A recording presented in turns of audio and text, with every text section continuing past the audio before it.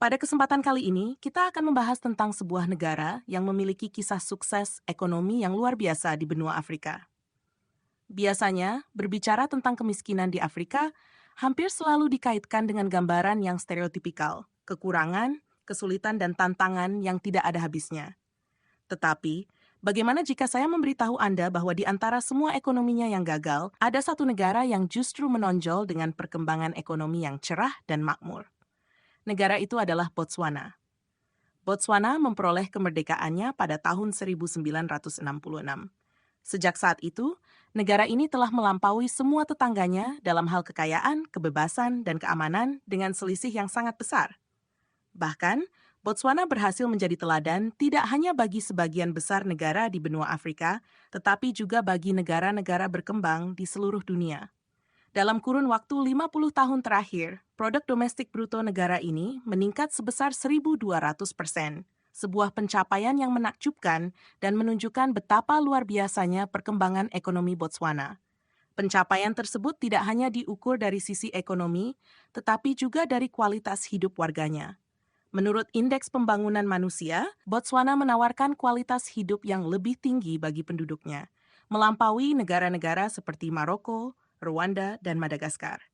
Dengan kata lain, kemakmuran yang dirasakan oleh masyarakat Botswana bukanlah sesuatu yang bersifat sementara atau ilusi, melainkan kenyataan yang dapat dinikmati oleh sebagian besar penduduknya. Keuangan publik Botswana pun berada dalam kondisi yang sangat baik. Tingkat utang negara ini kurang dari 18% dari produk domestik bruto, suatu angka yang patut dijadikan pelajaran bagi banyak negara, bahkan negara-negara Eropa sekalipun. Dengan tingkat pertumbuhan yang tinggi, standar hidup yang baik, dan tingkat utang yang sangat rendah, ekonomi Botswana hampir terlihat seperti sebuah cerita fiksi yang menjadi kenyataan. Lalu, pertanyaannya adalah, bagaimana mereka bisa mencapainya? Apa yang membuat Botswana berbeda dari negara-negara tetangganya dan mampu muncul sebagai salah satu kisah pertumbuhan ekonomi paling mengesankan di dunia? Jangan lupa untuk menyukai video ini, berlangganan kanal kami, dan tinggalkan komentar untuk berbagi pendapat Anda mengenai topik ini. Terima kasih sudah bergabung dengan Ekonomi Nusantara. Saat ini, Botswana mungkin merupakan pengecualian di Afrika. Namun pada tahun 1966, negara ini merupakan salah satu dari 15 negara termiskin di dunia. Bahkan lebih miskin dibandingkan dengan negara-negara seperti Sudan atau bekas Uni Soviet. Infrastruktur negara ini sangat minim. Dengan hanya 12 kilometer jalan beraspal di seluruh negeri, hampir tidak ada sungai yang dapat dilayari. Dan yang lebih parah lagi, Botswana adalah negara yang tidak memiliki akses laut, atau yang biasa disebut sebagai negara terkurung daratan, sepenuhnya terisolasi dari lautan. Apa artinya ini? Kemampuan Botswana untuk berdagang sangat terbatas. Negara ini tidak hanya harus bergantung pada izin dari negara lain untuk melewatkan barang-barang mereka, tetapi juga tidak memiliki infrastruktur untuk mengangkut barang-barang melalui kapal laut atau truk yang melintasi perbatasan. Namun, itu bukanlah masalah terbesar yang mereka hadapi. Topografi gurun yang mendominasi wilayah Botswana juga membatasi kemampuan mereka untuk memanfaatkan lahan pertanian, hanya sekitar 5% dari lahan yang tersedia yang dapat digunakan untuk pertanian. Selain itu, tingkat pendidikan di Botswana juga sangat rendah pada waktu itu. Dari populasi yang lebih dari 500.000 jiwa, hanya 100 orang yang berhasil menyelesaikan pendidikan menengah, yaitu kurang dari 2/100%. Dari 100 orang tersebut, hanya 22 orang yang berhasil melanjutkan pendidikan ke tingkat universitas. Pemerintah Botswana pada waktu itu juga tidak berfungsi dengan baik. Sebagai negara yang sangat miskin, mereka menghadapi kesulitan dalam membiayai layanan publik yang paling dasar, seperti kepolisian atau pemungutan pajak. Kekurangan sumber daya ini membuat pemerintah terpaksa mengandalkan bantuan ekonomi dari pemerintah Inggris, yang pada saat itu mewakili lebih dari setengah anggaran tahunan negara.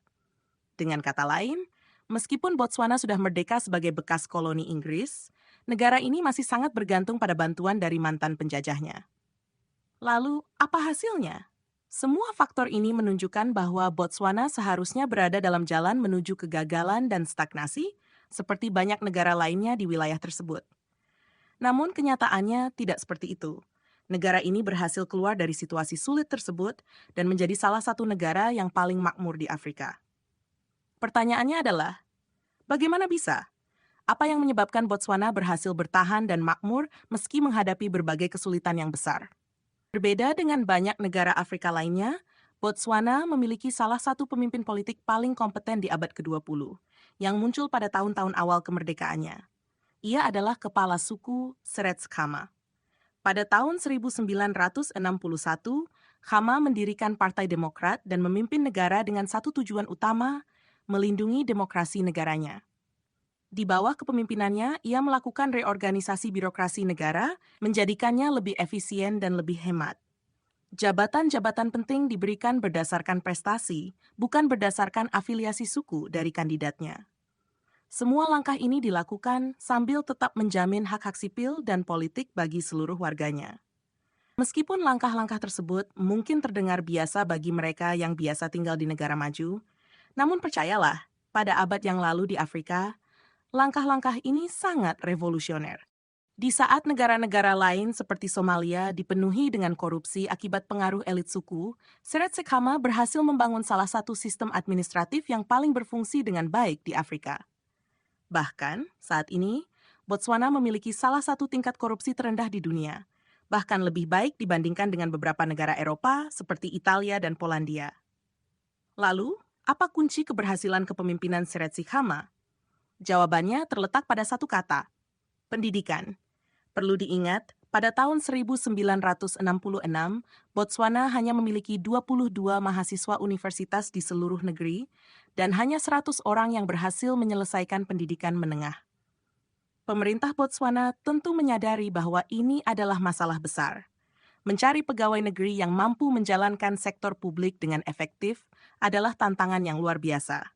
Oleh karena itu, sejak hari pertama menjabat sebagai presiden, Khama meluncurkan program ambisius untuk meningkatkan kualitas pendidikan dan layanan kesehatan di negara tersebut. Bagaimana dia melakukannya?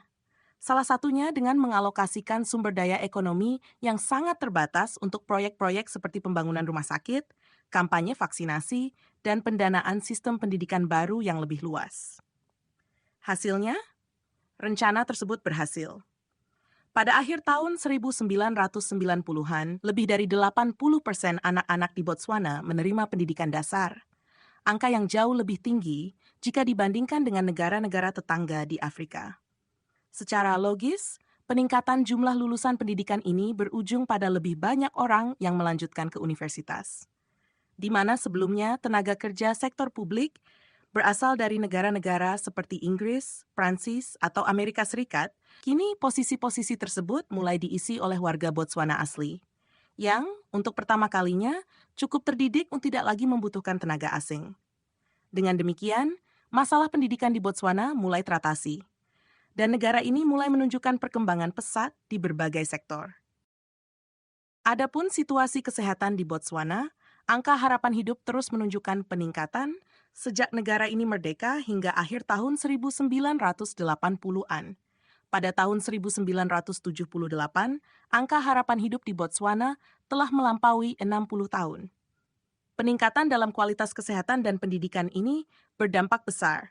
Salah satunya adalah terjadinya ledakan demografis yang sangat signifikan.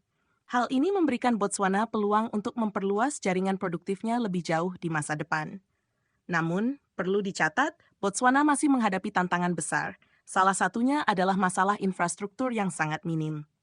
Seretse Khama, pemimpin visioner Botswana, tidak tinggal diam menghadapi situasi ini. Selama paruh kedua abad ke-20, Botswana mencatat kemajuan luar biasa dalam hal infrastruktur. Jumlah jalan beraspal yang sebelumnya hanya sepanjang 12 km pada tahun 1966 melonjak menjadi lebih dari 3.200 km pada tahun 1992. Pencapaian ini tidak hanya mencakup pembangunan jalan, tetapi juga perluasan sistem kereta api, bandara, dan telekomunikasi. Semua ini dimungkinkan berkat pendanaan besar dari negara yang difokuskan untuk memperbaiki konektivitas dan mengurangi biaya transportasi hingga seminimal mungkin. Dengan tenaga kerja yang lebih terdidik dan infrastruktur yang semakin modern, tingkat produktivitas Botswana pun meningkat pesat. Dan apa yang terjadi ketika tingkat produktivitas suatu negara meningkat? Tepat sekali. Upah pekerja naik, standar hidup masyarakat membaik, dan arus investasi masuk semakin deras. Sebuah siklus positif yang terus mendorong Botswana menuju kesuksesan yang lebih besar. Namun, bagi Anda yang memperhatikan lebih dalam, mungkin muncul pertanyaan, dari mana sumber dana untuk semua proyek pembangunan besar ini? Mengingat pembangunan jalan, peningkatan layanan kesehatan, serta reformasi pendidikan memerlukan biaya yang sangat besar.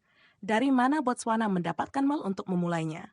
Jawabannya terletak pada satu pemicu utama yang memberikan dorongan luar biasa bagi perekonomian Botswana. Apakah Anda bisa menebaknya? Ya, Botswana adalah negara Afrika yang kaya akan sumber daya alam. Sumber daya ini seringkali menjadi kutukan bagi banyak negara Afrika lainnya, mendukung korupsi atau memperburuk kemiskinan rakyatnya. Namun Botswana mengambil jalan yang berbeda. Pada tahun 1967, pemerintah Botswana mendorong perusahaan-perusahaan pertambangan untuk melakukan eksplorasi di wilayahnya. Penyelidikan tersebut berhasil menemukan deposit tembaga dan nikel dalam jumlah besar. Tetapi penemuan terbesar terjadi beberapa tahun kemudian ketika De Beers Group menemukan kekayaan berlian yang sangat melimpah di Botswana. Penemuan berlian ini menjadi titik balik yang monumental bagi negara ini, membawa Botswana menuju era kemakmuran yang baru. Botswana, sebuah negara di Afrika bagian selatan, ternyata memiliki cadangan berlian terbesar kedua di dunia. Hal ini membuatnya bagaikan surga berlian, sebuah tempat yang hanya bisa dibayangkan dalam mimpi. Namun, seperti yang dapat Anda bayangkan, penemuan kekayaan sebesar ini langsung memicu perdebatan besar tentang siapa yang berhak menikmati manfaatnya. Ketika berlian ditemukan di sebuah wilayah bernama Pulau Sus, tempat asal Presiden Seretse Khama, beliau membuat keputusan moral dan politik yang sangat penting.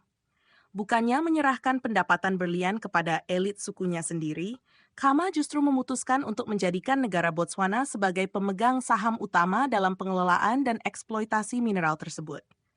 Dengan langkah ini, Khama tidak hanya berhasil menyatukan bangsanya di bawah janji pembangunan dan kemakmuran, tetapi juga mengubah Botswana menjadi eksportir berlian terbesar di dunia.